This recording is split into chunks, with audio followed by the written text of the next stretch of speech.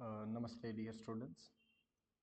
After a long time, I am back on YouTube for a discussion of our academic content. And today we will be going to discuss uh, MCOM Semester 4, KSK Vikach University syllabus. The subject code is EA or EE 1003, Management Accounting 1. The language of this lecture will be English and Hindi, a hybrid version. So, to expand the reach of the audience only to fulfill the demand of different medium students, and English is also very common colonial language which one can easily understand. So coming to the topic or title of today's video is regarding the syllabus itself, how to approach the subject, and I will throw somewhat light on the uh, different kind of chapters too. What should be the sequence? I will throw light on the different practical exposure, practical units only. So see, management accounting one, it is common for uh, these both students, audit and account finance group of Kutch University MCOM students. So the main objective behind this, including this syllabus in semester 4, is the main objective of this course is to get an overview of management accounting. See, all you are mature students of semester 4, so I will not go in the basic details. What is management accounting? It is the culmination of, or we can say that addition of financial and cost accounting to guide managers for their decision making is nothing but management accounting. The base is financial accounting. You add cost accounting details, items, decision for decision makers. So that is management accounting. You all know it very well. You all are mature students. So see, the main objective of this course is to get an overview of management accounting, opportunity cost approach to variances, budgeting and budgetary control. These all are units. Standard costing and variance analysis, interpretation and investigation of variance. You all know, as per the syllabus or system of Kutch University, we have subject wise 4 units, 25% weightage of each unit. हर एक unit का जो weightage है, भारांक है, university के अभ्यासक्रम के मुताबिक, विश्वविद्यालय के अभ्यासक्रम के मुताबिक विद्यार्थी मित्रों, वो 25% है, 25%। 25% इंटू 4 यानी 100% यूनिट का आपका सिलेबस हो जाता है। ओके, 100% वेटेज आपका पूरा हो जाता है। In a single slot, I will also write here, in a single slot, if you see the practical exposure, approach कैसा होना चाहिए स्टूडेंट्स? 4 यूनिट है आपके, 4 यूनिट्स। ओके, 4 यूनिट्स में से अगर मैं ये सिलेबस को बाइफरकेट करूं तो 4 में से एक यूनिट किसकी बात करता है? बजटिंग की बात करता है। तो 4 में से एक यूनिट आपके बजटिंग में चले गया, तो बाकी कितने बचे 4 में से? अब बोलोगे सर हम सेम 4 वाले स्टूडेंट्स हैं, हमें इतना पता है, 3/4, यानी this is 25%, means 1 unit is for budget, 1 unit whole discusses about budget. Okay, an important aspect in financial planning journey. नाणकीय आयोजन के लिए ये एकदम अति आवश्यक बात होती है बजटिंग करना। डिसीजन मेकर्स, घर का भी बजट होता है, जैसे निर्मला जी पूरे देश को बजट चलाती है, बजट बना के हम हमारे घर को चलाते हैं, कंपनीज को बजट बनाते हैं, डिसीजन मेकर्स बजट को as a main financial tool use करते हैं डिसीजन मेकिंग के लिए। सी, सो 25% बजट की बात करता है, तो 100 में से 25% इफ अगर talks about budget, then remaining will be 75%। 75% students एक की ही बात करता है, वो है वेरिएंसेस। ओके, उसमें अगर आप स्टैंडर्ड कॉस्टिंग यूनिट नंबर 3 देखोगे तो वो वेरिएंस की बात करता है। और जो यूनिट नंबर 1 एंड 4 है, आगे अभी सब कुछ लिख के आ जाएगा आपके स्क्रीन के ऊपर, प्रैक्टिकल मॉड्यूल्स ओनली, सॉरी। सी, जो वेरिएंसेस है, वेरिएंसेस का जो कंसेप्ट है, ओके, पॉलिसी मेकिंग के लिए, आने वाले साल के लिए सोचा क्या था, हुआ क्या था, प्लान क्या किया था, स्टैंडर्ड क्या बनाए थे, एक्चुअल में क्या हुआ, it results in variance. Okay, I will keep this lecture short. Okay, बहुत ही कम में हम ज़्यादा सीखने का प्रयत्न करेंगे। ओके, तो सी, budgeting, budgetary control is a thorough different topic. Okay, variances unit number 3 traditional approach है। इसमें आपको new perspective, traditional approach means what, according for you आपने ये सारी चीज़ें बैचलर्स में प्री एनईपी जो बैचलर्स था उसमें सीखा हुआ है, एनईपी के फाइनल ईयर में वेरिएंसेस अभी आएंगे शायद, ओके। तो प्री बीकॉम वाले जो स्टूडेंट्स होंगे, प्री एनईपी वाले जो स्टूडेंट्स होंगे, उन्होंने वेरिएंसेस के बारे में, the formula approach, tabular approach, M1 M2 approach, बहुत सारे अप्रोचेस से आप वेरिएंसेस के सम सॉल्व कर सकते हो। ये आपने बैचलर्स में सीखा हुआ ही है, ओके। यानी हमें रिब्रश करना है, रिफ्रेश करना है। टाइम हो गया होगा तो आप कुछ लोग भूल भी गए होंगे कंसेप्ट को, ओके। तो सी, फर्स्ट यूनिट है अपॉर्चुनिटी कॉस्ट अप्रोच और लास्ट यूनिट है interpretation and investigation of variances. This two are somewhat modern approach for the world, for आपके और मेरे लिए भी ये न्यू अप्रोचेस है, तो इसको हमें सीखना चाहिए। तो देखो अप्रोच क्या होना चाहिए, सीक्वेंस क्या होना चाहिए, मैं आपको बताता हूँ। Wait for a moment. हाँ, see unit I have only consider the practical modules only, क्योंकि यूनिट नंबर 1 में थियरी है मैनेजमेंट अकाउंटेंसी की, और यूनिट नंबर 2 में बजटिंग एंड बजटरी कंट्रोल की थियरी है, जो जनरली और में हो जाता है थियरी। एंड अकाउंटिंग में पूरे मार्क्स लाने हैं, then theory is also good, but we all run after practicals, see. And concept is most important. तो सी, यूनिट नंबर 4 यूनिट है, 25% वेटेज, उसमें से फर्स्ट यूनिट है opportunity cost approach to variances, okay. मैं भी one by one उसके ऊपर आऊँगा, don't worry. Second is types of budget, the 25%, 1/4 types of budget, और बाकी सारे 1, 3 and 4 वेरिएंसेस की ही बात करते हैं। 3 is variance analysis of profits। सी, आपने वेरिएंस सीखा हुआ है, लेकिन आपने वेरिएंस कैसा सीखा हुआ है उसकी मैं आगे डिटेल में बात करूंगा ही, तो जो जब भी यूनिट आता है तभी मैं उसकी बात कर रहा हूँ आपके साथ। सी, 3 यूनिट में दोनों प्रैक्टिकल है। थर्ड यूनिट में variance analysis of profits and second is accounting for variances. यानी इसका जो क्रक्स है, मैं इसका आगे आगे अभी आपको पॉइंट बताता हूँ। फोर्थ देखिए students, interpretation and investigation of variances, okay. तो what should be the sequence? ऐसा नहीं है कि आप 1 2 3 4 स्टार्ट कर दो कि 1 से स्टार्ट करना चाहिए, फीफो करो, लिफो करो, लास्ट से स्टार्ट करना चाहिए, ओके, ऐसा नहीं। Sequence should be practical, practical, easy to understand, easy to imply, easy to execute, easy to explain, okay. Students के लिए अच्छा होना चाहिए। तो सी, अगर मैं आपकी जगह पे होता तो मैं सबसे पहले इजी यूनिट करता।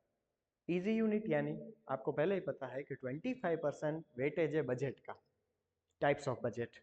तो बजट का कैसा है स्टूडेंट, सीक्वेंस कैसे होना चाहिए कि अगर आप यूनिट नंबर 3 पहले कर रहे हो तो आप वेरिएंस वाले साथ में करो, बजट को लास्ट में करो।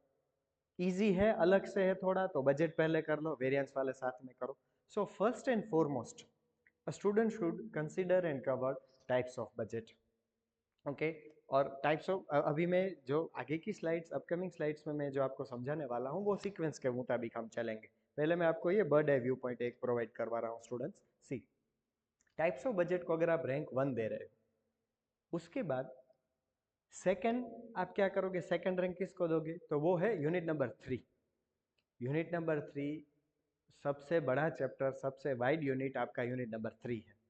यूनिट नंबर 3 को भी आप सीक्वेंस में सेकंड रैंक दोगे। इसका मतलब आप बोलोगे कि सर दोनों चैप्टर साथ में कर देने के, तो क्या नहीं, सबसे पहले आप यूनिट नंबर 3 में फर्स्ट रैंक दो, variance analysis of profits, okay. ये जो पॉइंट है वो आपका इंपॉर्टेंट है। वेरिएंस एनालिसिस, वैसे यहाँ पे डिफरेंट है, variance analysis and reconciliation of profits है नाम, लिखने में थोड़ा एक मिस्टेक है थोड़ा। Variance analysis and reconciliation of profit, okay.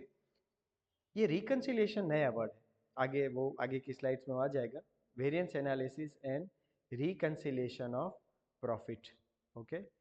Profits को रिकंसाइल करो, उसका अभी मैं डिटेल में जा रहा हूँ। Accounting for variances first sequence में आपको करने की जरूरत नहीं है, यानी टाइप्स ऑफ बजट से आप स्टार्ट करेंगे, वो चैप्टर को अच्छे से समझो कंसेप्ट्स के साथ, सम्स प्रैक्टिस करो, फिर यूनिट नंबर 2 में आओ। देन यूनिट नंबर 2 में भी variance analysis and reconciliation of profit should be given the first priority students. उसके बाद आप करोगे, डायरेक्ट जंप करोगे यूनिट नंबर 1 में। According to our sequence, our approach, third rank हम यूनिट नंबर 1 को देंगे। Opportunity cost approach to variances या वेरिएंसेस जो भी आप बोलिए, ओके। तो see, first rank, second rank and third rank, okay. Third और फर्स्ट फॉर्मूला अप्रोच पे चलते हैं, उसकी फॉर्मूला एल्जेब्रिक फॉर्मूला से। Algebraic formulas in the sense कि आप शॉर्ट फॉर्म एक्रोनिम यहाँ पे यूज करोगे, algebraic in that sense. Algebra see standard quantity for actual production, standard price, actual quantity, ये सारे शब्द सुन के आपको बैचलर्स का थोड़ा बहुत याद आ गया होगा, इस वो आशा के साथ मैं आगे बढ़ रहा हूँ।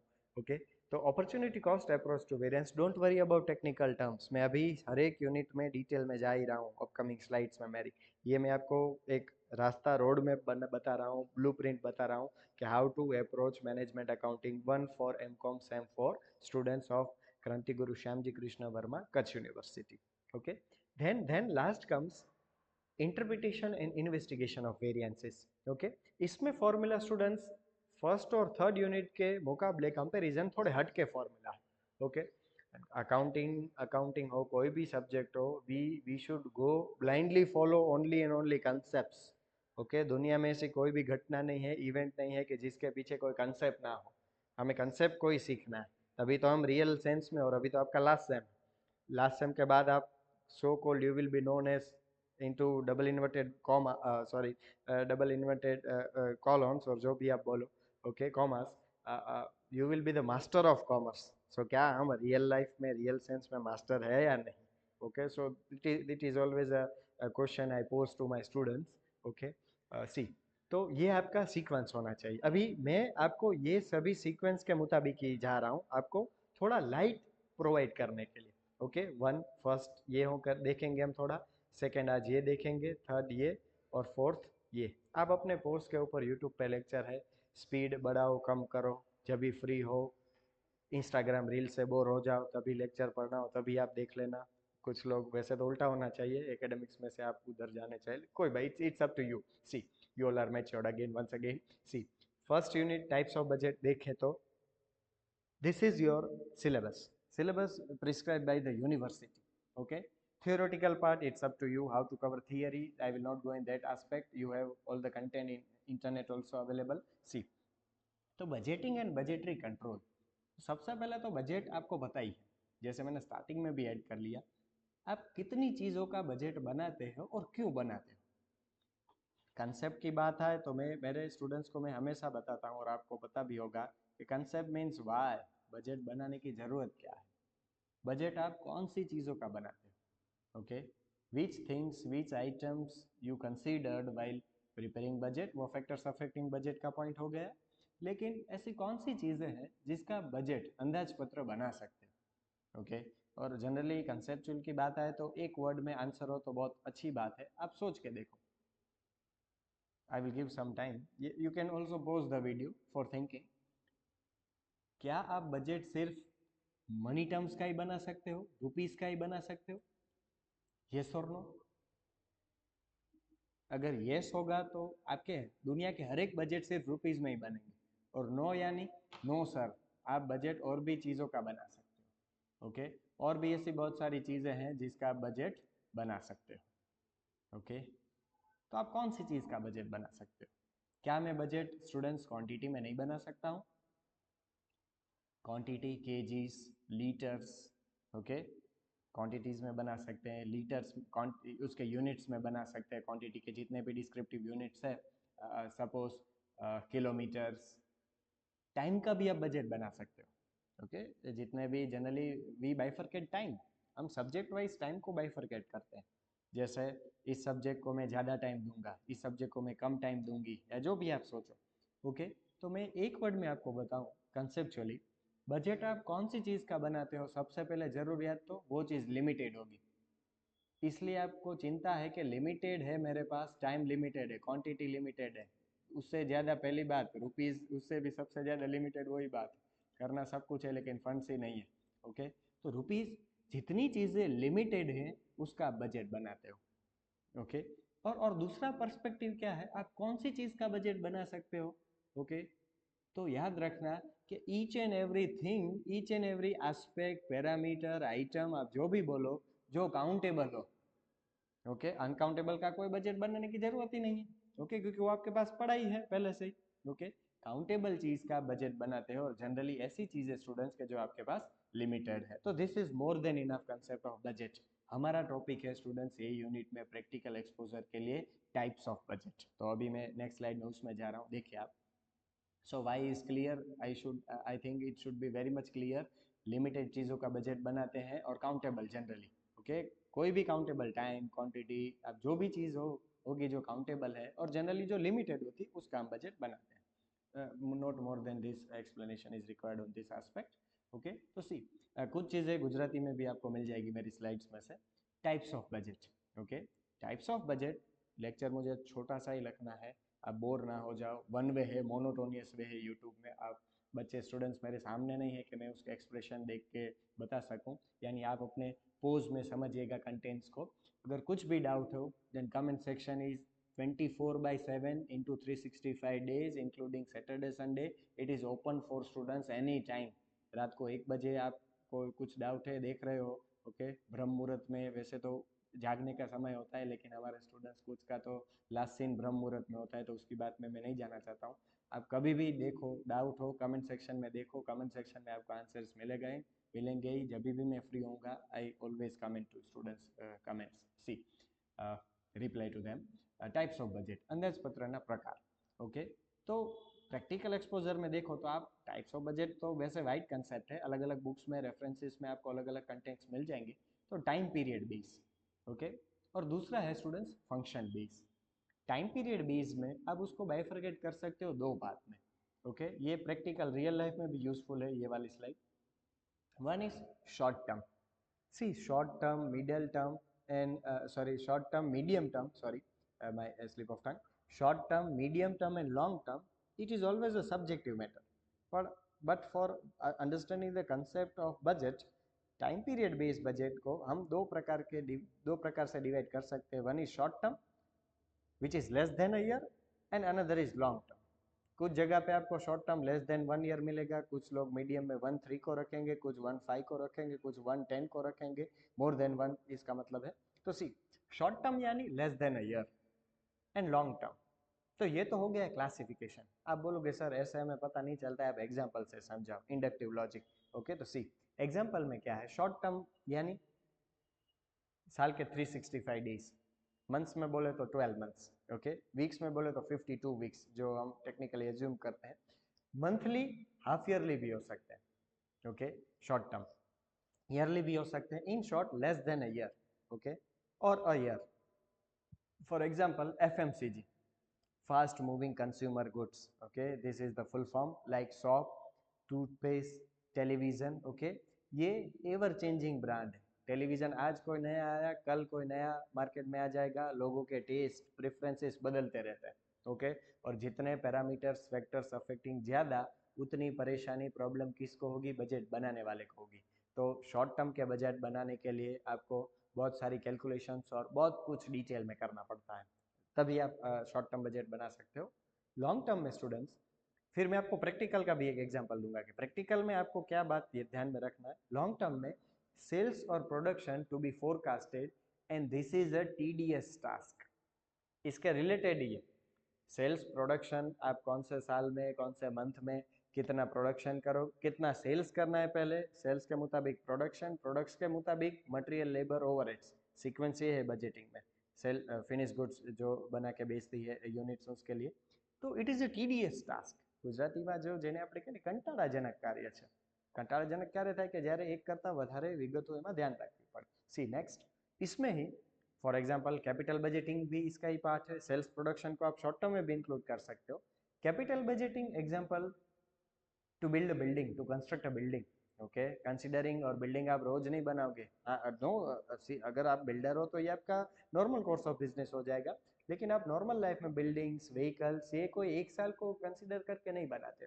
मेरा ऐसा मानना है कि ये थोड़ा बहुत समवॉट ईजी है, because you have limited sort of factors. Building बनाना है, किसके लिए बनाना है, फाइनेंस चाहिए, कितना चाहिए, कहाँ से मिलेगा, ये सब कुछ देख लोगे। कितने साल के लिए चाहिए, ये सब कुछ आप देख लोगे।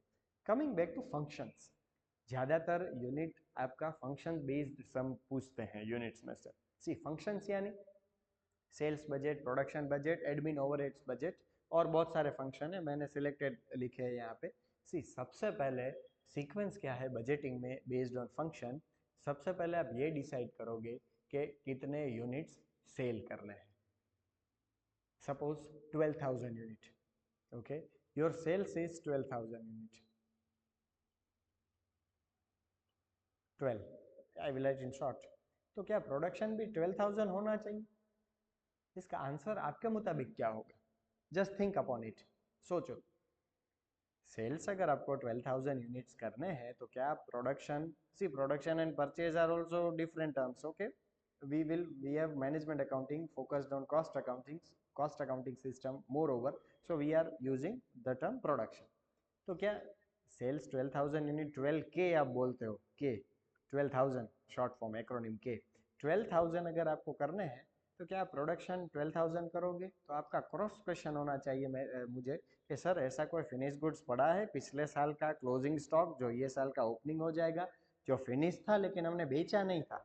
अगर मैं आपको ऐसा बोलूं कि नहीं भाई कंपनी नहीं बनी है, उसको सेल्स 12,000 करना है, तो ऐसे केस में प्रोडक्शन कितना होगा? 12,000 ही होगा स्टूडेंट्स. लेकिन यहाँ पे ऐसा नहीं होगा. ओपनिंग स्टॉक होगा जो पिछले साल का फिनिश्ड होगा लेकिन आपने बेचा नहीं है, तो हो सकता है ये साल में पहले उसको बेचोगे. फिर क्लोजिंग स्टॉक यानी ये साल का जो फिनिश्ड है लेकिन बेचा नहीं. See finish goods is nothing but saleable goods. ગુજરાતીમાં તૈયાર માલનો બીજો શબ્દ થશે સ્ટુડન્ટ્સ વેચાણ પાત્ર એકમ, saleable goods, saleable units.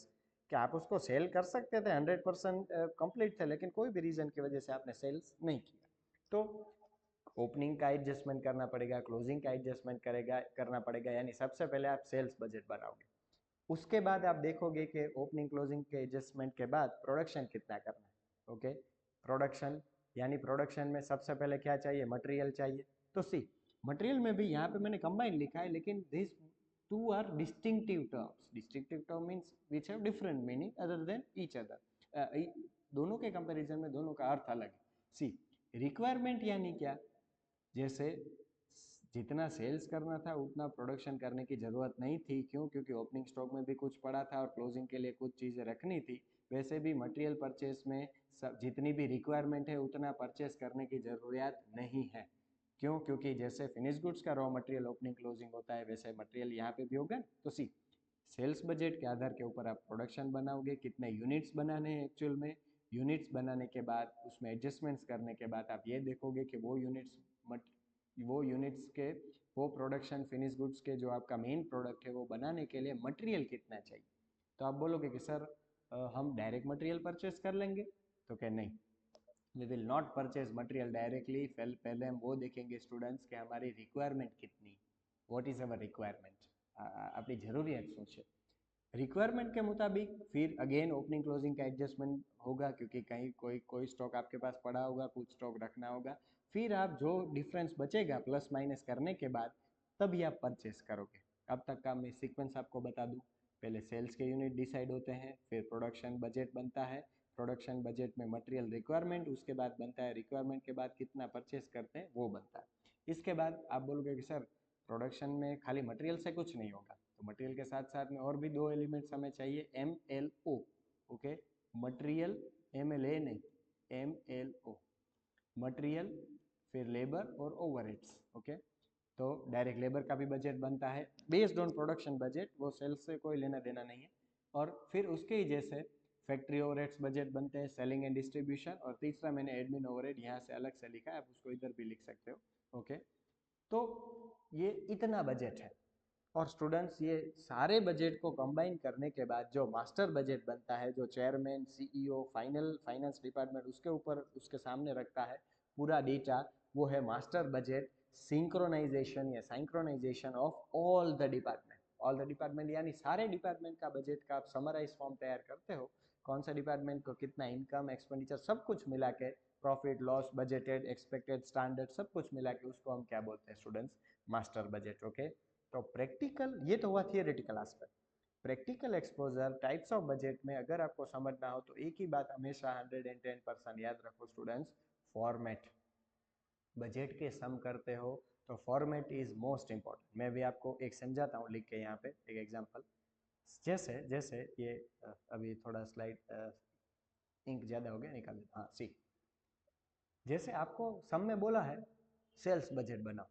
Sales budget हमेशा प्रोडक्ट का ही बनेगा, जो प्रोडक्ट आप बना के बेचते हो कंज्यूमर को, पब्लिक को। ओके, तो सपोज 3 प्रोडक्ट है ना, तो याद रखना हमेशा 99.99% से में 100% सम्स में, प्रैक्टिकल्स में, अगर 3 प्रोडक्ट है ए बी सी, तो आपको A B C column wise लिखना है। उसकी सारी जो गिनती है, कैलकुलेशन है, आप उसके नीचे करोगे। अगर मटेरियल है एक्स वाई जेड, तो उसका सी बजट में फॉर्मेट कैसे बनाने का, वो is the key to success. Okay, पूरे मार्क्स अगर बजट के सम में चाहिए तो फॉर्मेट क्या बनना चाहिए। अगर मटेरियल एक्स वाई जेड है तो आप कॉलम वाइज लिखोगे। ओके, वर्टिकली एक्स वाई और जेड। ओके, फिर जो फर्स्ट कॉलम है उसमें आपके पर्टिकुलर्स आएंगे, सेल्स कितना, उसमें से ओपनिंग का एडजस्टमेंट, क्लोजिंग का एडजस्टमेंट, फिर प्रोडक्शन मिलेगा आपको। ओके, ऐसा ऐसे आपको सॉल्व करना है। तो ये हुआ टाइप्स ऑफ बजट की बात। आगे अगर टाइम मिला तो we will also discuss selected practicals, और we can also go on PYQs basis too. Next देखिए, फिर हमारे जो सीक्वेंस में स्टूडेंट्स जो तीसरा यूनिट था वो था standard costing and variance analysis, जिसमें जनरली वेरिएंस एनालिसिस है एंड एक्चुअल प्रॉफिट है। तो सी, सबसे पहले मैं डायरेक्ट उसके कंसेप्ट में ही जाता हूँ, यूनिट नंबर 3 में, जिसका नाम है, मैं रिपीट करता हूँ, variance analysis and reconciliation of profits. You can also see in the syllabus in your text book या ऑनलाइन वेबसाइट के ऊपर भी सिलेबस अवेलेबल है। Accounting for variance. सी, सबसे पहले कंसेप्चुअली जाओ तो क्वेश्चन आना चाहिए व्हाई वेरिएंस, वेरिएंस होता क्यों। ओके, वेरिएंस दुनिया में सभी जगह पे है। हम एक्सपेक्टेशंस करते हैं लोगों में से, परिस्थितियों में से। Expectation is each and everywhere. Okay, तो expectation is nothing but your standard. आप क्या करना चाहते हो, आपको क्या करना है। Okay, and this all are something, some kind of good things. Okay, we expect good, but it depends on what we give to others. Okay, हम तो अच्छा सोचते हैं, लेकिन हम एक्चुअल में रिवर्ट भी क्या करते हैं, जो हम देते हैं वो ही हमारे पास वापस आता है, बूमरैंग इफेक्ट होता है वो पूरा। ओके, तो सी, विचलन सुकाम, वाई वेरिएंस। ओके, इसके ऊपर मैं आता हूँ। इससे पहले मैं आपको बता दूं कि एमकॉम में कैलकुलेशन ऑफ वेरिएंस तो है ही, लेकिन उसने वर्ड यूज किया है, अगर आपने ध्यान से सुना हो तो, वेरिएंस के बाद यूज किया है वर्ड वेरिएंस एनालिसिस, और उसके बाद स्टूडेंट्स बोला है variance analysis and reconciliation of profit. क्यों प्रॉफिट को रिकंसिलिएशन करना है, क्या जरूरत है। तो आप याद करो रिकंसिलिएशन वर्ड, 11th-12th में हम पढ़ते थे, तभी चैप्टर नंबर 4 था 11th में, बैंक रिकंसिलिएशन स्टेटमेंट। जब भी आप कैश बुक और बैंक की पासबुक को टैली करते हो, ओके, तो रिकंसिलिएशन। तो प्रॉफिट यहाँ पे क्यों रिकंसाइल करना है, वेरिएंस की वजह से। ओके, तो सी, कैलकुलेशन ऑफ वेरिएंस एमकॉम में भी है, लेकिन वो मेन पार्ट है। उसके साथ साथ में प्रॉफिट में डिफरेंस आया है, तो वो कौन से वेरिएंस की वजह से आपका प्रॉफिट बढ़ा है, कम हुआ है, that is to be discussed in this chapter. Okay, तो सबसे पहले वेरिएंस क्यों होता है वो समझो। क्रिस्टल क्लियर क्रिस्प लेक्चर है, डिटेल में नहीं जाना चाहता हूँ मैं अभी इस पर्टिकुलर मोमेंट पे, फिर आगे के लेक्चर्स पर देखेंगे। Difference between standard and actual. Okay, variance is nothing, it is in one word defined as, called as, known as, आप जो भी बोलना है बोलो। Difference between standard and actual. Standard यानी हम सोचते कुछ और है और हो जाता कुछ और है। Standard actual. ओके, आपको अभी धीरे धीरे सारी चीज़ें याद होगी, रिकॉल होगी बैचलर्स की। Standard minus actual, you will get the variance. कभी कभार हम एक्चुअल माइनस स्टैंडर्ड भी करते हैं जब भी हम इनकम वेरिएंस की देखते हैं। ओके, तो ये चैप्टर की बात करें, ये यूनिट की बात करें, तो जरा ध्यान दीजिएगा यहाँ पे आगे नेक्स्ट स्लाइड में। सम्स कैसे होंगे, practical exposure, data relating to standards. Okay, कुछ सम में स्टैंडर्ड की डिटेल दी गई होगी। ओके, आपको आप बोलोगे कि सर खाली स्टैंडर्ड से क्या होगा, तो नहीं, वेट करो, खाली स्टैंडर्ड से कुछ नहीं होगा। स्टैंडर्ड के साथ आपको किसकी डिटेल चाहिए, वेरिएंस की भी चाहिए, सॉरी एक्चुअल डेटा भी चाहिए। डेटा रिलेटिंग टू एक्चुअल, खरेखर પડતરની माहिती। डेटा रिलेटिंग टू स्टैंडर्ड यानी before the year, financial year start होने से पहले क्या सोचा था हमने रिगार्डिंग मटेरियल, लेबर, ओवरहेड्स, उसकी क्वांटिटी, उसकी क्वालिटी, सॉरी उसकी क्वांटिटी, उनके price. There is nothing to be related quality with cost accounting. Okay, हाँ, अच्छी क्वालिटी के गुड्स महंगे होते हैं, मटेरियल, वो उसमें मैं नहीं जाना चाहता, that is all marketing matter. Okay, see, marketing management and service quality management matter. Data relating to actual, हम कॉस्ट वाले, अकाउंट्स वाले, हम नंबर्स की बात करते हैं। Numbers are blunt. Okay, numbers को फीलिंग्स नहीं होती है, हम ऐसा मानते हैं। See, data relating to actual, कुछ सम्स में क्या बोलेंगे, स्टैंडर्ड में इतना था, एक्चुअल में इतना है, वेरिएंस गिनो और रिकंसाइल करो। आपके ये चैप्टर में यूनिट नंबर 3 के चैप्टर नंबर 1 में स्टूडेंट्स 3 प्रकार के सम्स पूछते हैं। मैं अभी बता रहा हूँ वो प्रकार। एक पहला प्रकार ये, स्टैंडर्ड दे दिया आपको, स्टैंडर्ड डिटेल दे दिया, एक्चुअल डिटेल दे दिया, फिर क्या बोला आपको, वेरिएंसेस। ओके, वेरिएंसेस का कैलकुलेशन करो। और यहाँ पे आप बोलोगे सर बस अभी इतना ही था, आप तो बहुत बड़ा चैप्टर बोल रहे थे, पिक्चर अभी बाकी है। वेरिएंस के बाद सम में और क्या होगा, रिकंसिलिएशन। रिकंसिलिएशन क्यों, जैसे सपोज स्टैंडर्ड में आपने खर्चे इनकम कुछ अलग सोचा था, एक्चुअल में आपने कुछ अलग सोचा था, स्टैंडर्ड में आपने प्रॉफिट भी सोचा होगा, एक्चुअल में कुछ प्रॉफिट भी हुआ है, तो वेरिएंस की वजह से स्टूडेंट्स ये दोनों प्रॉफिट सेम नहीं होंगे। तो उन दोनों के बीच, स्टैंडर्ड प्रॉफिट और एक्चुअल प्रॉफिट के बीच का जो रिकंसिलिएशन है, उसके सम आपको ये चैप्टर में पूछ सकते हैं। Reconciliation problems, okay.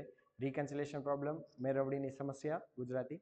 To types of data, two types यानी आप बोलोगे कि सर सभी में ऐसा ही होगा, standard, this is the first type, this is the first type, remember one thing, two types of data will be given, we have to find third one, we have to found third one, okay। બે પ્રકારની માહિતી આપેલ હોય, ત્રીજા પ્રકારની માહિતી ગણવી અથવા શોધવી। सी,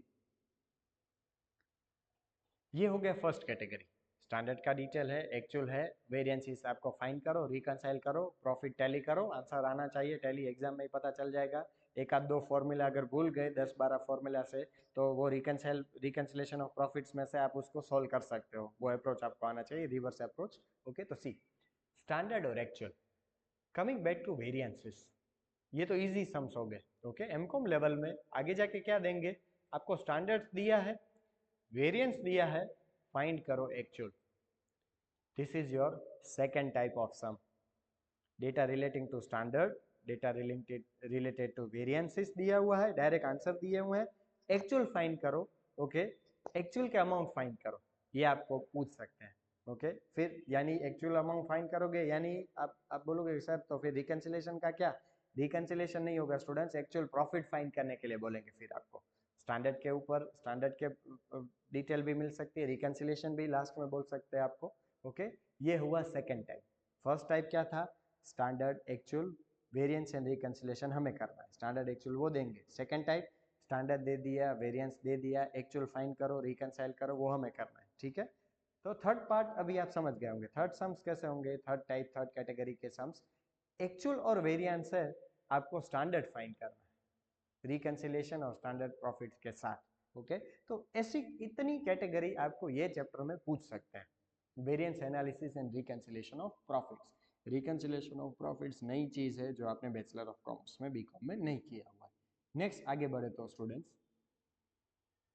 हाँ, यानी इसका प्रैक्टिकल में और अगर आगे टाइम मिला तो हम कुछ देखेंगे फॉर्मूला अप्रोच में, सिलेक्टेड सम्स में हम जाएंगे। नेक्स्ट हमारे रैंक में था सी, इसमें एक बात याद रखना, एक हमारा था variance analysis and reconciliation of profit, ये है आपका चैप्टर नंबर 1। आप बोलोगे सर हम भूले नहीं है चैप्टर नंबर 2 का क्या, ओके। तो देखो स्टूडेंट्स, एग्जाम में ये आपका ऑप्शनल में, variance analysis reconciliation of profit के और में आएगा एक chapter accounting for variances. Don't go on the writings, okay, because I am using the digital marker, digital mouse for writing. See, accounting for variances, तो इसमें accounting for variances में कुछ समझने में कुछ डिफिकल्ट नहीं है, हार्ड नहीं है, अलग अलग मेथड्स हैं, अलग अलग मेथड्स हैं उस जिसमें जिसमें हमें खाली कंसेप्चुअली देखने की बात, लेकिन ये लेंदी कर देता है सम को। जैसे फॉर एग्जांपल वेरिएंस एनालिसिस और रिकंसिलिएशन ऑफ प्रॉफिट्स की आप बात करो, तो वेरिएंस एनालिसिस जो कंसेप्ट है उसमें आप पहले स्टैंडर्ड का डिटेल दिया, एक्चुअल का डिटेल दिया, वेरिएंसेस गिनोगे, रिकंसिल करोगे, एग्जाम में टाइम लिमिटेड होता है, और ये सब कुछ करने के बाद आपको उसका अकाउंटिंग करना है, ओके। आप समझ रहे हो अभी मेरे कहने का मतलब, यानी फर्स्ट सीक्वेंस में हम इसको ही देख लें, फिर लास्ट में अगर टाइम मिला then go with this chapter. कहने का मतलब खाली यही है, अकाउंटिंग फॉर वेरिएंसेस ये थोड़ा ट्रिकी कर देता है, और accounting for variances real life में उतना कोई यूज ही नहीं करता। वेरिएंसेस आप गिनते हो फॉल्ट फाइंडिंग के लिए, और किसी को अगर प्रेज करना हो उसके अच्छे काम के लिए, वेरिएंस खाली नेगेटिव चीज़ों के लिए हम फाइंड करते हैं ऐसा कभी भी नहीं। अगर कहीं पे डिपार्टमेंट वाइज काम होता है, ब्रांचेस में काम होता है, कंपनीज के ब्रांचेस में, फर्म्स के ब्रांचेस में, अलग अलग कंपनी के प्लांट्स में, तो अगर कहीं पे अच्छा काम को हो रहा है, किसकी वजह से हो रहा है, रिस्पॉन्सिबिलिटी अकाउंटिंग से हम पता कर सकते हैं उसको। हम जहाँ पे काम अच्छा नहीं हो रहा है वहाँ पे हम उसको डाल सकते हैं, इसके लिए भी वेरिएंस यूज़ कर सकते हैं। लेकिन वेरिएंसेस में डेबिट क्रेडिट का उतना रियल लाइफ में यूजफुल है ही नहीं कुछ। आगे बढ़े तो ओके, सी ये जो अभी मैंने बात की वेरिएंस को खाली गिनने की, वो है ट्रेडिशनल अप्रोच। ओके, जैसे आपको याद होगा अभी हम यूनिट नंबर 1 में जा रहे हैं, अकॉर्डिंग टू आवर सीक्वेंस। आप वेरिएंस फाइंड करते थे तो कॉस्ट की बात है, एक्सपेंस की बात है, तो आपका फॉर्मूला क्या होता था students? Standard minus actual is equal to variance. Variance यानी नेगेटिव होगा। क्वेश्चन पोजिंग टू यू, क्या वेरिएंस का आंसर हमेशा नेगेटिव होता है? यस और नो? नहीं। ओके, इट आप बोलोगे सर वो प्लस माइनस में होगा। नहीं, प्लस माइनस में हम वेरिएंस कैलकुलेटर बताएगा कि आंसर प्लस है या माइनस में, लेकिन हम कैसे लिखते हैं स्टूडेंट्स? अनफेवरेबल या फिर एडवर्स और फेवरेबल वेरिएंस, हम ऐसे लिखते थे अगर आपको याद हो तो। प्लस माइनस नहीं लिखते हैं। माइनस नेगेटिव हो तो अनफेवरेबल एडवर्स वेरिएंस, और पॉजिटिव हो तो favourable. Okay, unfavourable adverse favourable ये अपनी डिफिनेशन कभी भी नहीं बदलेंगे। फेवरेबल यानी 1000% अच्छा, सच्चा, सही, और अनफेवरेबल यानी 1000%। आप बोलोगे कि सर सेल्स में अगर ऐसा हो तो नहीं, वहाँ पे आपको याद है कॉस्ट में हम ऐसे करते थे, और सेल्स में इनकम रेवेन्यू में हम एक्चुअल माइनस स्टैंडर्ड को लेस करते थे, हमें वेरिएंस मिल जाता था, ऐसे हम फाइंड करते थे। तो सी ये यूनिट थी, ये चैप्टर थियरी है फर्स्ट वाला, उसमें मैं नहीं जा रहा हूँ। Opportunity cost approach to variance यानी क्या है, उसमें देखो जो सब कुछ लिखा हुआ भी है, मेरी अपकमिंग स्लाइड में वो सारे पॉइंट्स आ जाएंगे, कवर हो जाएंगे, going conceptually, not word by word, अक्षरश नहीं जाना चाहता हूँ मैं। सी डिफरेंस क्या होगा? ओके, अगर कंटेंट आपको ज़्यादा हो रहा है then you can also take a break because the lecture is on YouTube. Okay, see difference क्या होगा students? This is traditional approach. Traditional approach खाली गिन के बताता ही है दर्द क्या है, कितना उसका डेप्थ है, प्लस माइनस क्या है। ओके, और जनरली ट्रेडिशनल अप्रोच का जो पर्सपेक्टिव है ना वो क्या है? जैसे आपने ये लेवल सुना है, ओके, ये लेवल सॉरी सुना नहीं, पढ़ा है, listen, it is listening not hearing. Top level management, अभी थोड़ा मैं थियरी का यहाँ पे स्टांस लूंगा, डोमिनेट इफेक्ट लो करूंगा यहाँ पे उसकी। Top level management, middle level management, middle is to be used here, middle level management and bottom level management. अभी देखो क्या आप समझ ही रहे हो, इसलिए don't go on drawing also. Top में क्या होगा? स्टैंडर्ड सेटिंग अथॉरिटी होगी, टॉप स्टैंडर्ड बनाएंगे, मिडिल लेवल उनको स्टैंडर्ड बनाने में हेल्प करेंगे, और बॉटम लेवल को सुपरवाइज करेंगे, मॉनिटर करेंगे कि वो एक्चुअल में स्टैंडर्ड के मुताबिक काम कर रहे हैं या नहीं कर रहे। अगेन अपेक्षा आ गई, एक्सपेक्टेशन आ गई टॉप लेवल मैनेजमेंट की, किस किस में से? बॉटम लेवल मैनेजमेंट से। और दोनों के बीच में मीडिएटर, मध्यस्थी का काम कौन करेगा? Middle level management, sorry so called managers. Okay, managers काम करेंगे, सुपरवाइज करेंगे। तो see top level management, middle level management and bottom level management. Okay, standards top वाले बनेंगे, एक्सपेक्टेशंस टॉप लेवल मैनेजमेंट को है, उसको एग्जीक्यूट इम्प्लाई कौन करेगा? बॉटम लेवल मैनेजमेंट करेगा। ओके, तो यहाँ पे स्टूडेंट्स दो अप्रोच होंगे वेरिएंस के। एक है ट्रेडिशनल अप्रोच जो खाली गिन के बताता है, और ट्रेडिशनल अप्रोच का मेन अजम्पशन ये है, मेन रोल ये है कि टॉप लेवल मैनेजमेंट कभी गलत हो ही नहीं सकता है। जो भी भूल होगी वो किसकी होगी? बॉटम लेवल मैनेजमेंट की होगी, एक्चुअल में जो काम कर रहे हैं उसकी होगी।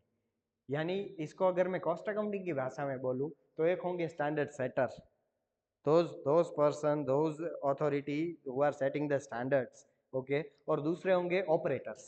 ओके, ऑपरेटर यानी bottom level management. Traditional approach to variance students यही मान के चलता है, मेरे ये बात को गांठ बांध के याद रख लीजिएगा सभी, कि एक्चुअल की ही हर हमेशा भूल होगी। अगर अच्छा काम करेंगे तो एक्चुअल करते हैं, बुरा काम करेंगे तो एक्चुअल करेंगे, कभी भी स्टैंडर्ड टॉप लेवल मैनेजमेंट का कोई भूल ही नहीं होता है। Okay, typical technology, typical terminology. Okay, और कुछ सिद्धांत तो बॉस इज ऑलवेज राइट, हम ऐसा बोल सकते हैं, बॉस इज ऑलवेज राइट। तो ये ट्रेडिशनल अप्रोच हुआ। लेकिन आप सिंपली समझो स्टूडेंट्स, टॉप लेवल मैनेजमेंट में decision standard set human beings करते हैं, आपके और मेरे जैसे लोग ही करते हैं, एक्सपीरियंस एक्सपर्टाइज लोग ही करते हैं, और बॉटम लेवल मैनेजमेंट में भी काम करने वाले तो लोग इंसान ही हैं। और हम बोलते हैं ना, मानव मात्र भूलने पात्र। अगर हम काम करेंगे तो भूल होगी। तो यहाँ पे एक जन्म होता है नया कंसेप्ट का, मॉडर्न अप्रोच। मॉडर्न अप्रोच यानी क्या? Opportunity cost approach. उसका नाम है opportunity cost approach to variance. Okay, this is the second approach. Opportunity cost approach. Modern approach यानी क्या? कि नहीं भाई, ऐसा नहीं होता है, ह्यूमन बींग्स सभी जगह पे भूल हो सकते हैं, बिकॉज हमारी कोई भी इन्वेंशन परफेक्ट नहीं है। ओके, तो भूल हो सकती है डिस्कवरी में। पूरी दुनिया के top most CS, finance minister, सबको बना के साथ में बुला के साथ में बैठाओ ना, तो भी फाइनल अच्छा बजट एक्चुअल के जितना 100% एक्यूरेट कोई नहीं बना सकता। ओके, तो modern approach, opportunity cost approach to variance क्या बोलता है स्टूडेंट्स, याद रखिएगा ये बात मेरा, कि भूल स्टैंडर्ड का भी हो सकता है।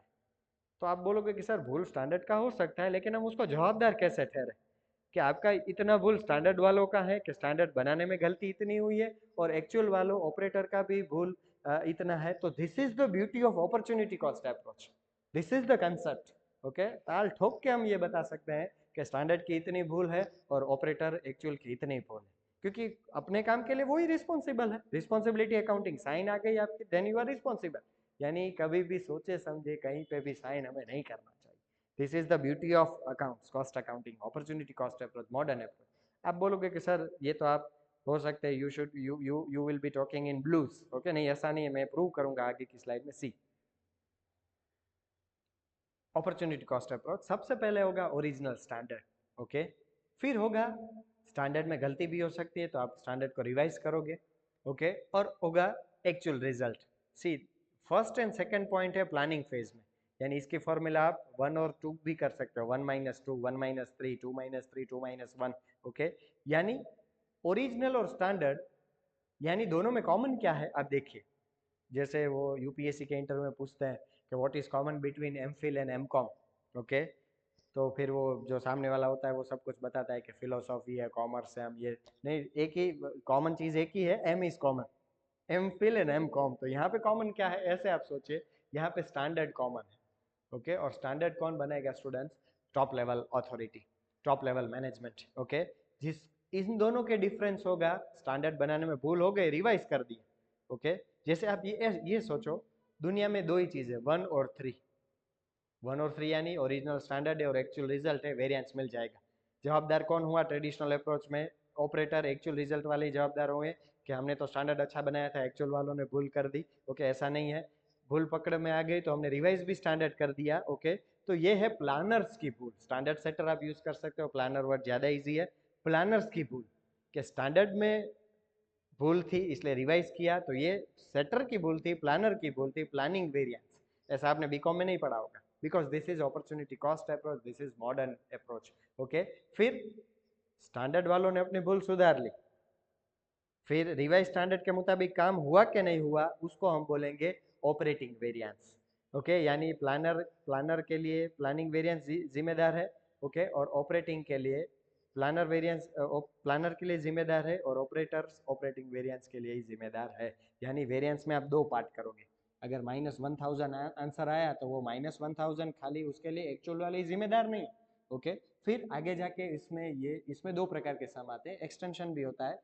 ऐसे प्लानिंग वेरिएंस जिसको आप अवॉइड कर सकते थे और जिसको आप अवॉइड नहीं कर सकते थे, जैसे unavoidable variance, unavoidable planning variance, avoidable, उसकी बात हम फिर कभी आगे करेंगे। ओके, तो ये आपको पता हो जाना चाहिए, इसका कंसेप्ट यही है। ओके, उसके बाद नेक्स्ट ट्रेडिशनल अप्रोच में मैं आपको अभी सिंपल में थोड़ा स्पीड में बता देता हूँ। कॉस्ट में आप टोटल कॉस्ट वेरिएंस कैसे फाइंड करते थे? Original minus actual. अगर नंबर में जाओ तो 1 - 3, आप ऐसे भी लिख के कर सकते हो। ओके, इनकम में आप इसका उल्टा कर देते थे, total income variance. This is traditional approach हो, अपॉर्चुनिटी जैसा कुछ है ही नहीं, actual minus original, because income की बात है। ये आप पॉज करके इसका स्क्रीनशॉट ले लीजिएगा। Opportunity cost approach, cost planning variance. देखिए, प्लानिंग प्लानर का होता है, इसलिए यहाँ पे एक्चुअल कहीं पे नामो निशान नहीं होगा। स्टैंडर्ड ओरिजिनल बनाया था, फिर पता नहीं कुछ इश्यू हो गया, रिवाइज बनाया, तो प्लानिंग वेरिएंस यानी difference of original standard minus revise standard, cost की बात है। और उसमें ही ऑपरेटिंग वेरिएंस कैसे आएगा? सीक्वेंस ही है स्टूडेंट्स, कुछ नया नहीं करना है आपको। प्लानिंग वेरिएंस पहले आएगा, कैसे फाइंड करेंगे? 1 - 2, जो मैंने नंबरिंग आपको बताया था, 1 2 3 आगे की स्लाइड में। आपने उसका स्क्रीनशॉट ले लिया होगा। फर्स्ट था आपका OS ओरिजिनल स्टैंडर्ड, सेकंड था आपका RS ओके रुपीस नहीं रिवाइज स्टैंडर्ड, और लास्ट में आपका था AR एक्चुअल रिजल्ट ओके। यानी देखो पूरा साइकिल बन गया ना, 1 2 फिर 2 अगेन देन 2 3। सम इजी है, पूरा सिलेबस सब कुछ दुनिया में इजी है, खाली जरूरत है इफोर्ट की। कंसंट्रेशन के साथ आप दुनिया की कोई भी चीज़ करो ओके। मोबाइल देवता को साइड में रख के दूसरे रूम में रख के आओ ओके। तो ये खास जरूरी है। See original standard minus revise standard, फिर revise standard minus actual result, फिर वो सेकंड में ऑपरेटिंग वेरिएंस में गेन चली जाती है किसके हाथ में, ऑपरेटर के हाथ में ओके। इसलिए फिर नेक्स्ट देखो इनकम प्लानिंग वेरिएंस उल्टा हो जाएगा, कुछ नहीं करना है, 1 माइनस 2 नहीं 2 minus 1 because we are discussing about income. और ऑपरेटिंग में भी सेम 2 माइनस 3 नहीं 3 माइनस 2। सिंपल है सब कुछ। और ऐसा हो तो आप पहले ही सम स्टार्ट हो तो ये सारी चीज़ें आप पहले गिन के रखो। फिर प्लानिंग वेरिएंस 1 माइनस 2 लिख दो, ऑपरेटिंग वेरिएंस 2 माइनस 3 लिख दो। हाँ लेकिन तभी एग्जाम में यहाँ पे शॉर्ट में मत लिखना OS RS AR के सर आपने तो लिखा था, ये तो मैं लेक्चर में ये थोड़ा इजी हो इसलिए लिख रहा हूँ। सी आगे फोर्थ है इंटरप्रिटेशन एंड लास्ट है, उसके बाद हम ये आज के सेशन को आज के वीडियो को एंड कर देंगे। Interpretation and investigation of variance, ये चैप्टर के नाम में भूल है ओके। देखो बैचलर्स में आपने दर्द बता दिया, -1000 है, -1500 है, +200 है, +2000 है, +5000 है, वो आपने बता दिया। उसकी वजह से प्रॉफिट में कितना डिफरेंस आ रहा है वो आप बताओगे यूनिट नंबर 3 में। मॉडर्न अप्रोच, उसमें भी अंदर पोस्टमार्टम किया कि भाई प्लानर कितना जवाबदार है जिम्मेदार है ये वेरिएंस के लिए, और ऑपरेटर एक्चुअल में कितना जिम्मेदार है ये वेरिएंस के लिए, वो भी आपने बता दिया। फिर नेक्स्ट अप्रोच ये थोड़ा अलग लाइन पे के ऊपर काम चलता है। ये वेरिएंस, इसका चैप्टर का नाम क्यों गलत है मैं आपको बताऊं। इसका नाम ऐसा होना चाहिए क्योंकि मेरी ये थोड़ी खराब आदत है ऑब्जर्वेशन की, और you should be a good observer but don't become जज। जज बनते हैं तो दुखी रहते हैं लोग। You should be a good observer always, this is the I can say from my experience this is the key to intelligent persons okay. This is the sort of trait characteristic required for an intelligent person. I always share with my students okay. Interpretation and investigation नहीं होना चाहिए, investigation and interpretation. पहले problem होगा उसका investigation करोगे फिर आपको result मिलेगा then you will interpret okay. तो अभी देखो इसमें क्या है मैं आपको क्रिस्प में बताऊं, तीन मेथड्स है, मॉडल्स है ओके। फॉर्मूला है, फॉर्मूला लेकिन डिफरेंट फॉर्मूला है, स्टैंडर्ड क्वांटिटी एक्चुअल प्राइस और ऐसा फॉर्मूला नहीं। सी कैसा फॉर्मूला है स्टूडेंट्स यहाँ पे, इन्वेस्टिगेट करो तो डी सबसे पहले गुजराती में कहावत है कि घाट करता गड़ामड़ मोंगी छे मोंगी न होवी जोई ओके। ये आपका गुजराती में कहावत है, आपने आपने सुना होगा ओके। तो ये इंपॉर्टेंट है okay. Wait for a minute, हाँ सॉरी, ये एक कहावत आपने सुना होगा ओके। तो देखो वेरिएंस एडवर्स हो गया तो वो प्रॉब्लम बता रहा है, कितना प्रॉब्लम है वो वेरिएंस का अमाउंट आपको बता देगा।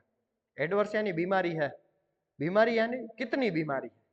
चल लोगे डॉक्टर के पास जाने की जरूरत है या घर पे ही देसी दवा करेंगे, हमारा किचन ही सबसे बड़ी रेमेडी है, उसमें जाके कुछ हल्दी बल्दी लेके कुछ कर लेंगे तो चलेगा।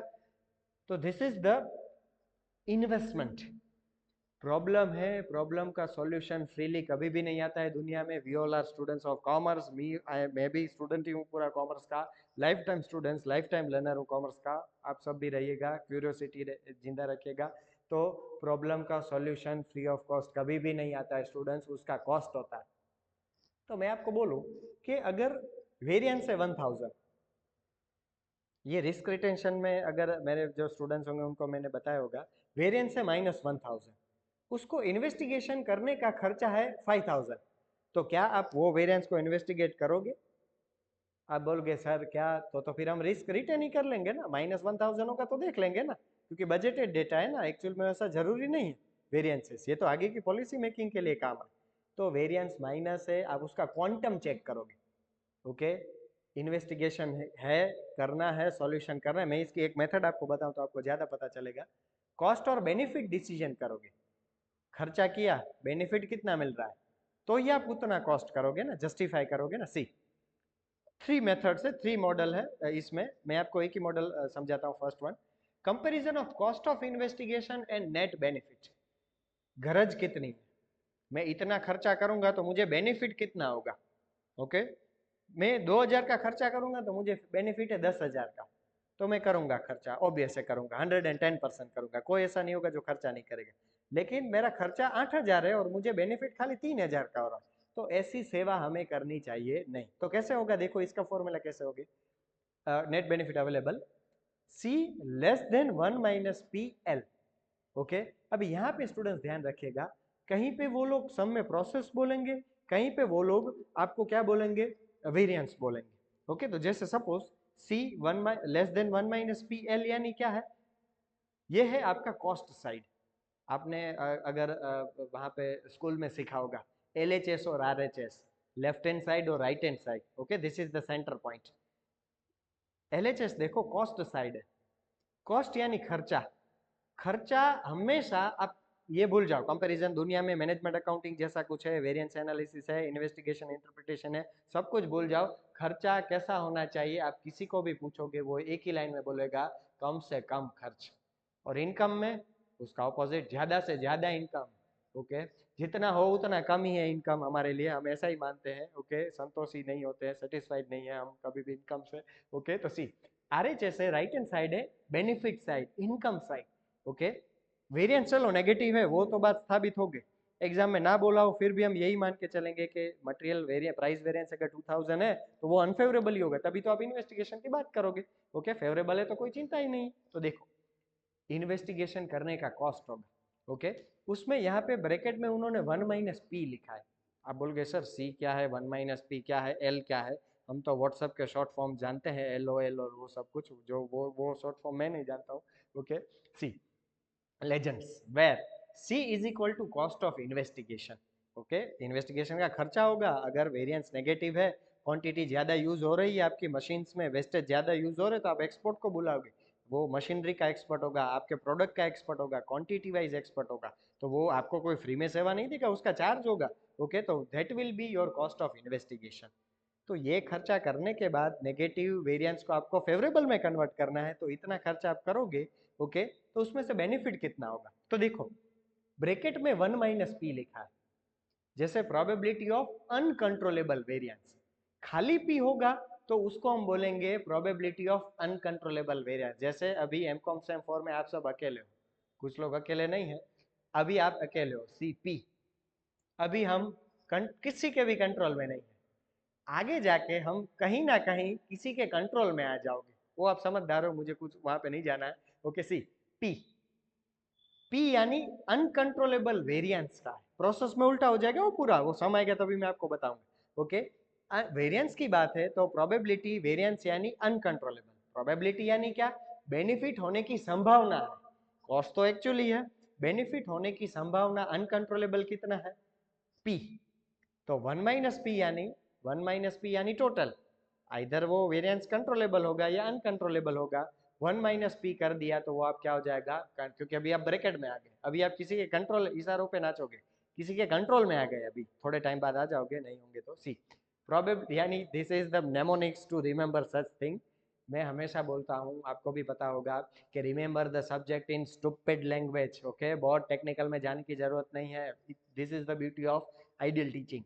1 minus P probability of controllable variance, और एल यानी क्या, net benefit savings minus cost of corrective action. अभी देखो ये नया खर्चा है, कॉस्ट ऑफ इन्वेस्टिगेशन यानी वो आपको कॉज बताएगा, कारण बताएगा कि प्रॉब्लम के पीछे का कॉज क्या है। ओके, उसकी दवा, उसका सॉल्यूशन की दवा तो अलग है। ओके, यानी नेट बेनिफिट यानी क्या, प्रॉब्लम जानने का खर्चा, कॉस्ट जानने का खर्चा खाली कॉस्ट है, सेविंग्स यानी फायदा कितना होगा, और जो आपने आइडियल, वो आपको एक्सपर्ट आएगा, वो आपको बता के जाएगा ना कि आपका प्रॉब्लम का कारण ये है, ये मशीन का पार्ट चेंज करो तो वेस्टेज कम होगा, ये लोगों को ट्रेनिंग प्रोवाइड करो तो वेस्टेज कम होगा, ये जानने का खर्चा था। ओके, लेकिन जैसे आप डॉक्टर के पास गए, आपको बता दिया कि आपके पेट में ये पार्ट में प्रॉब्लम है, तो वो उसकी फीस थी, सॉल्यूशन प्रॉब्लम जानने का खर्च था।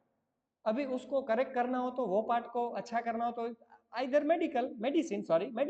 मेडिसिनल वे और ऑपरेशन कराओ। ओके, तो वो है cost of corrective action. Okay, पैसों के अलावा कुछ नहीं है, भले हम बोलते हैं कि पैसा ही सब कुछ नहीं है, लेकिन पैसों के अलावा भी कुछ नहीं है, तो यही सारी बात है। तो देखो अभी ये आइडियल सिचुएशन, ये एरो ऐसा ही रहना चाहिए, ऐसे ही रहेगा तो आप इन्वेस्टिगेशन के लिए यस करोगे। अगर ये ऐसे रिलेशन नहीं एस्टेब्लिश हो रहा है then you will say no too. Benefit side कम ज़्यादा से ज़्यादा होना चाहिए तो ही आप इन्वेस्टिगेट करोगे, और ये क्या होना चाहिए कम से कम साइड, तो फिर आप इवेल्युएट करोगे, नीचे आपको लिखना पड़ेगा। If C is less and net benefit is more than only variant should be investigated. Twisting the terms में अगर चेंज कर दो तो अगर सी मोर है और नेट बेनिफिट कम है तो आप दूर से प्रणाम कर दोगे, इन्वेस्टिगेशन का कोई ज़रूरत नहीं है, जैसे चल रहा है वैसे चलने दो। तो ओके, तो मैंने आपको स्टूडेंट्स ये थोड़े सिलेक्टेड बात की है लैक ऑफ टाइम की वजह से, और ज़्यादा बोरिंग नहीं करना था लेक्चर, ये आप अपने पेस के ऊपर, शायद मुझे नहीं लगता है 45 से 40 मिनट से ज़्यादा हो गया है लेक्चर, तो उस हिसाब से हम जाएंगे। सी नेक्स्ट, मुझे कभी टाइम का ऐसा लगता ही नहीं है अगर स्टूडेंट्स के साथ करने की बात हो तो। ओके, तो आज का सेशन हम यहाँ तक रखते हैं students. Thank you all if you enjoyed and learned new things from this video. Okay, don't forget to smile. Okay, thank you all, यहाँ तक रखते हैं। All the best for your future. कभी भी डाउट हो कोई कहीं पे भी you can connect with me, comment section is always open. जो स्टूडेंट्स हैं मेरे वो तो मेरे कांटेक्ट में ही है वैसे भी। तो थैंक यू ऑल। बट सी, कोई भी कंसेप्ट सब्जेक्ट हो कंसेप्ट हो उसको बोरिंग मत लो, do it by choice, don't do it by force. खाली सब्जेक्ट नहीं, दुनिया का कोई भी जीवन का काम हो उसको चॉइस से करो, फोर्स से करने का कोई मतलब नहीं है, कोई रिजल्ट नहीं आता है। ठीक है, तो यहाँ तक रखते हैं। Thank you all students, have a nice future ahead. Okay, आगे बढ़ते रहिए, क्यूरियोसिटी संभालिए, the most essence. Artificial intelligence के ज़माने में लोग क्यूरियस ही नहीं है, जैसा चल रहा है चलने दो, सारी चीज़ें हमें मोबाइल में आ जाती है, हमें खाली इंपॉर्टेंट क्वेश्चंस दे दो, हमें कंसेप्ट। ऐसे मास्टर्स बनने का कोई मतलब नहीं है, रियल लाइफ में भी कोई मतलब नहीं है। This all are stupid trades. Okay, shortcut, there is no shortcut to success. Thank you all, और ज़्यादा नहीं बोल रहा हूँ, वैसे भी ज़्यादा टाइम हो गया है, फिर मिलेंगे थोड़े ही समय में। Thank you all.